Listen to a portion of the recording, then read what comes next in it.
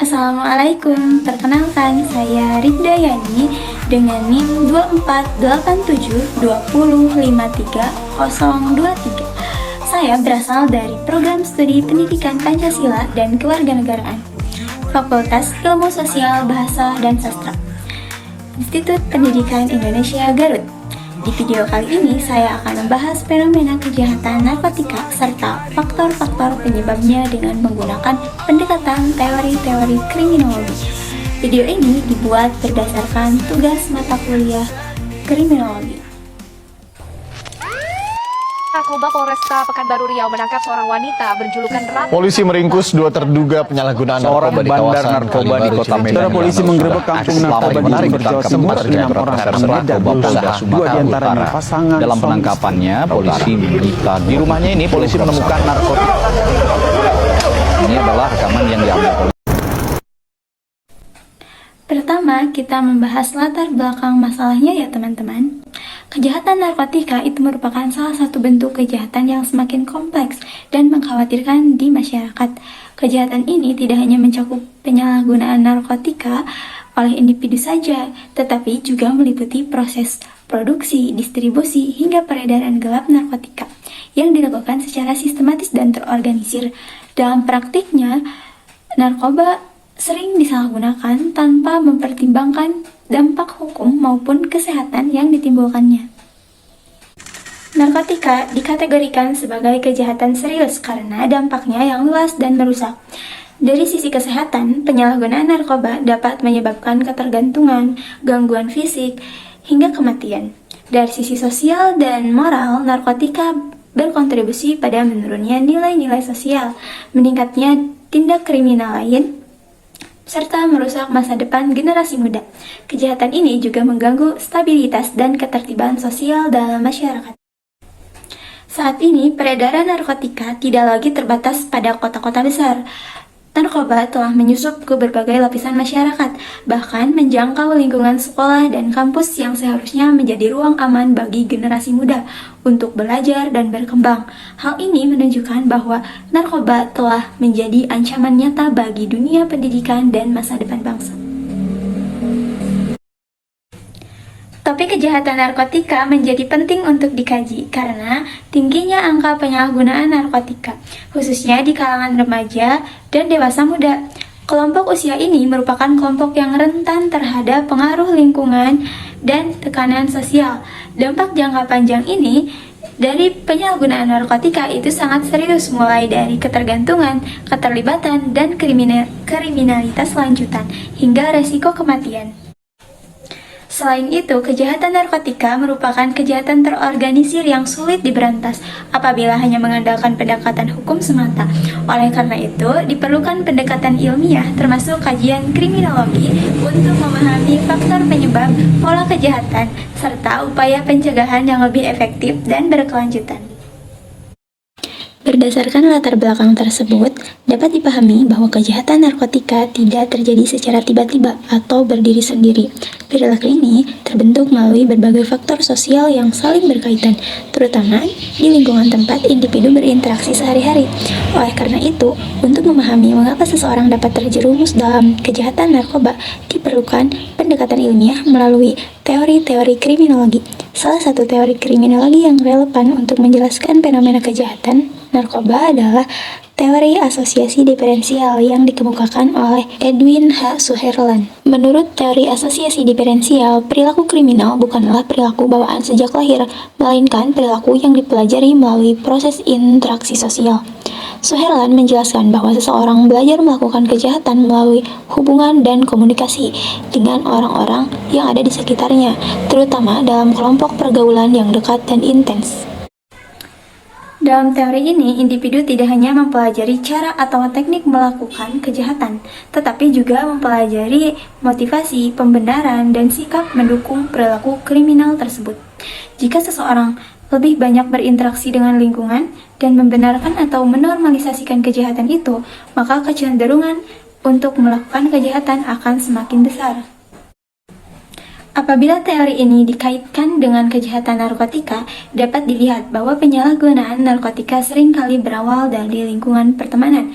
Banyak individu yang pertama kali mencoba narkoba bukan karena niat pribadi, melainkan karena ajakan atau pengaruh teman sebaya.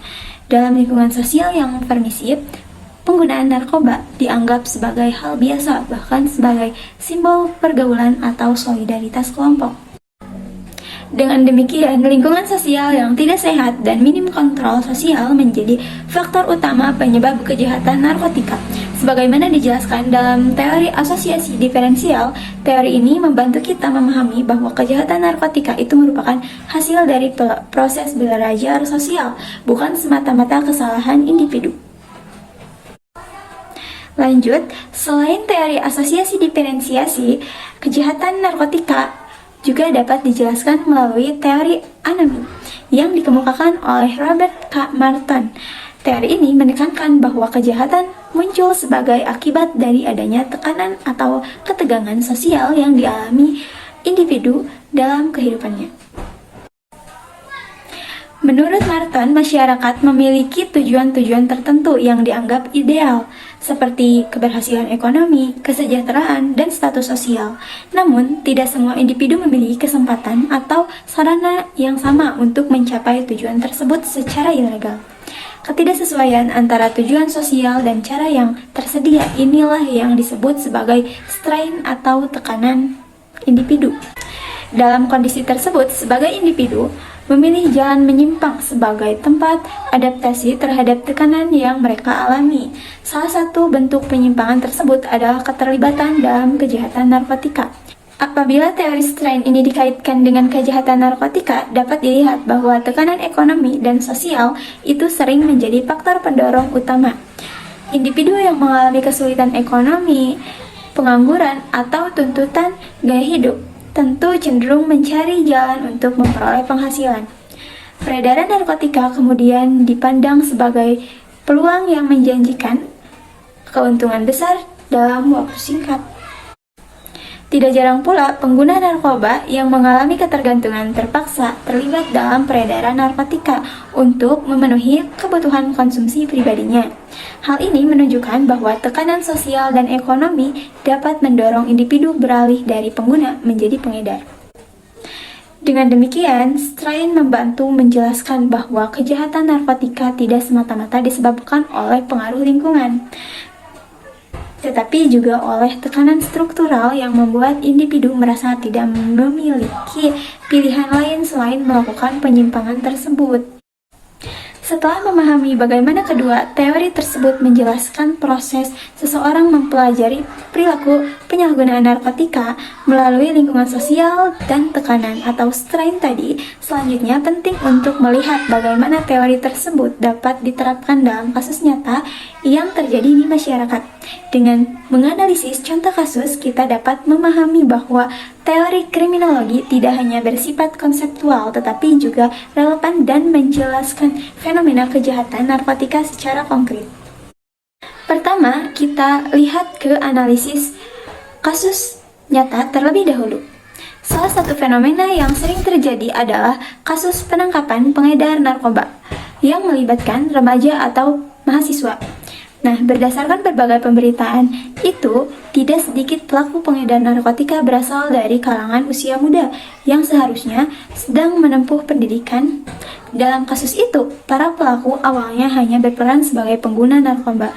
Namun, seiring berjalannya waktu, mereka kemudian terlibat lebih jauh sebagai perantara atau pengedar. Peralihan peran dari pengguna menjadi pengedar umumnya terjadi karena adanya pendekatan dengan jaringan peredaran narkoba serta dorongan untuk memenuhi kebutuhan pribadi, baik kebutuhan ekonomi maupun kebutuhan untuk mempertahankan konsumsi narkoba itu sendiri. Sekarang kita coba analisis dengan menggunakan teori asosiasi diferensial. Keterlibatan remaja atau mahasiswa dalam kejahatan narkotika dapat dipahami melalui hasil dari proses belajar sosial. Perilaku mempelajari penyalahgunaan narkoba, cara memperoleh, hingga cara pengedarannya, melalui interaksi dengan teman sebaya atau lingkungan pergaulan yang sudah lebih dahulu terlibat dalam narkotika. Lingkungan sosial tersebut secara tidak langsung menanamkan nilai dan pembenaran bahwa penyalahgunaan narkoba itu merupakan hal yang wajar bagi mereka. Selain itu, fenomena ini juga dapat dianalisis menggunakan teori strain atau tekanan. Tekanan ekonomi, tuntutan gaya hidup, serta keterbatasan akses terhadap pekerjaan yang layak itu mendorong individu mencari cara alternatif untuk memenuhi kebutuhan hidupnya. Dalam kondisi tersebut, peredaran narkotika dianggap sebagai jalan pintas yang menjanjikan keuntungan cepat meskipun melanggar hukum. Dengan demikian, kejahatan narkotika tidak hanya dipengaruhi oleh faktor individu, tetapi juga oleh tekanan sosial dan ekonomi yang dialami pelaku, sebagaimana dijelaskan dalam dua teori kriminologi tersebut. Dari pemahaman sebelumnya, kita bisa melihat bahwa kejahatan narkotika tidak terjadi secara tiba-tiba. Ada beberapa faktor yang saling berkaitan dan memengaruhi seseorang hingga akhirnya terlibat dalam penyalahgunaan maupun peredaran narkoba. Pertama, dari lingkungan sosial. Banyak kasus yang menunjukkan bahwa pengaruh teman sebaya itu menjadi faktor awal seseorang mengenal narkoba. Ketika berada dalam lingkungan pergaulan yang permisif, di mana penggunaan narkoba dianggap sebagai hal yang biasa, seseorang akan lebih mudah terbawa arus. Rasa ingin diterima dalam kelompok itu seringkali membuat individu mengikuti perilaku teman-temannya, meskipun hal tersebut sebenarnya salah. Kedua, dari sisi ekonomi.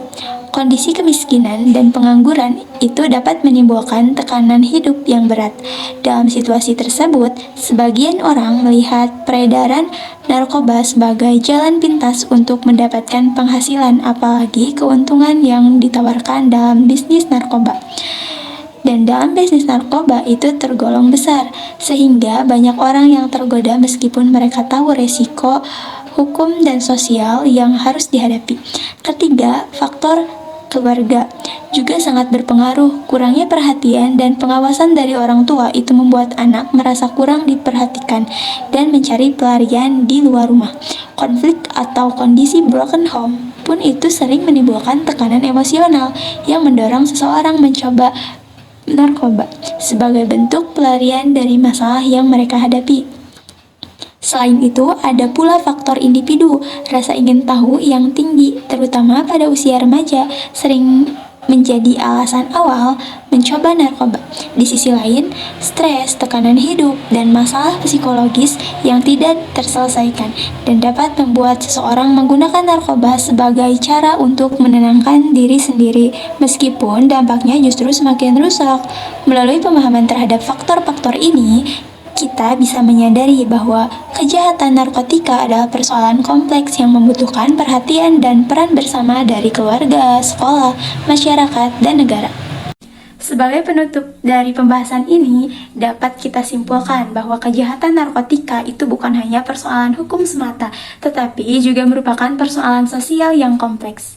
Kejahatan ini dipengaruhi oleh berbagai faktor yang saling berkaitan, mulai dari lingkungan sosial, kondisi ekonomi, keluarga, hingga faktor individu. Oleh karena itu, melihat narkotika hanya sebagai pelanggaran hukum tanpa memahami akar masalahnya tidak akan cukup untuk menyelesaikan persoalan ini. Sebagai refleksi, diperlukan penguatan edukasi dan pencegahan sejak dini, terutama di lingkungan keluarga dan sekolah. Selain itu, pengguna narkotika juga perlu dipandang sebagai individu yang membutuhkan rehabilitasi dan pendampingan, bukan semata-mata hukuman.